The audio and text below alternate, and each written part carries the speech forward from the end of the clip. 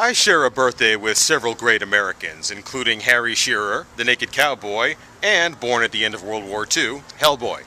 For this next Make It Yourself, I'm going to be modifying an existing toy into Pillsbury Hellboy. Welcome to Crazy Making Behavior.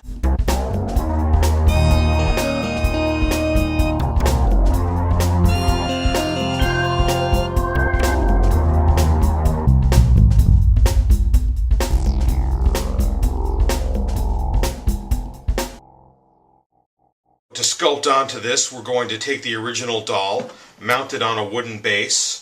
The doll does not stand by itself, so I'm going to take this old coat hanger and cut a couple of pegs to help it stand up. Once it's standing on its own, we're going to use Mashup. This is a two-part epoxy clay that's amazing to work with. If you ever worked with Themo or Sculpey or any of those other kind of craft store clays, this stuff beats it hands down. This stuff is like rock hard once it's dry. You can actually Dremel it to shape it after it's done.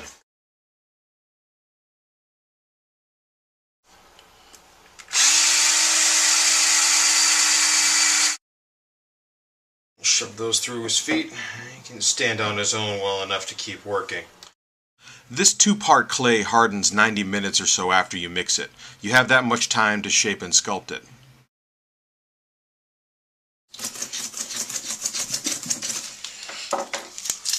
Suppose you could debate what would happen if you were to extrapolate Hellboy's physiology onto the non-muscled Pillsbury Doughboy here. You know you would start with a big hand, so I'm going to try to make the giant version of the hand that remains on the other arm.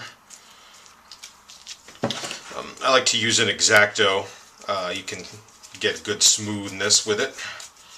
And of course you can use the actual blade end to trim out excess.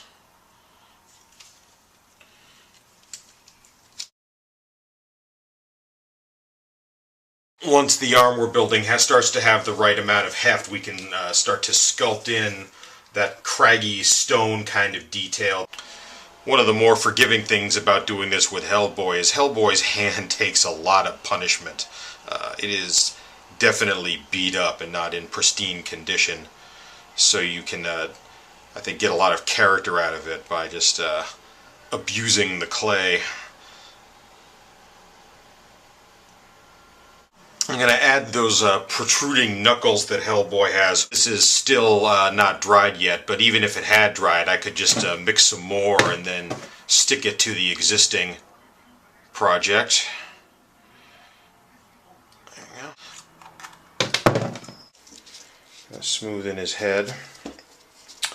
And he's got some clay left over, so I cut a hole in the back and I'm going to stuff some clay down in the bottom there to shore up the wires.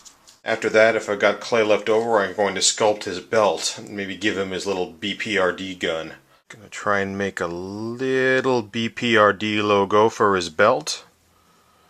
We'll also give him some combat boots. And of course those lovely horns Hellboy likes to keep trimmed. Pillsbury Hellboy is ready to get painted. I'm going to start with some primer.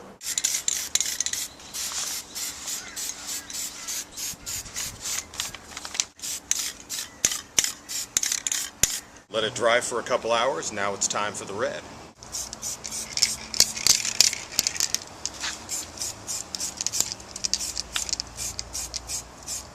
Next we'll hand brush on the other colors.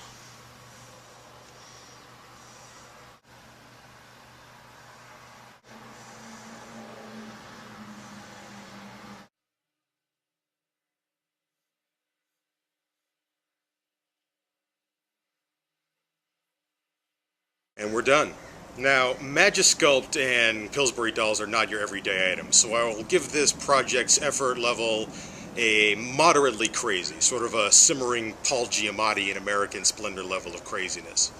But I promise you the next project will be even crazier.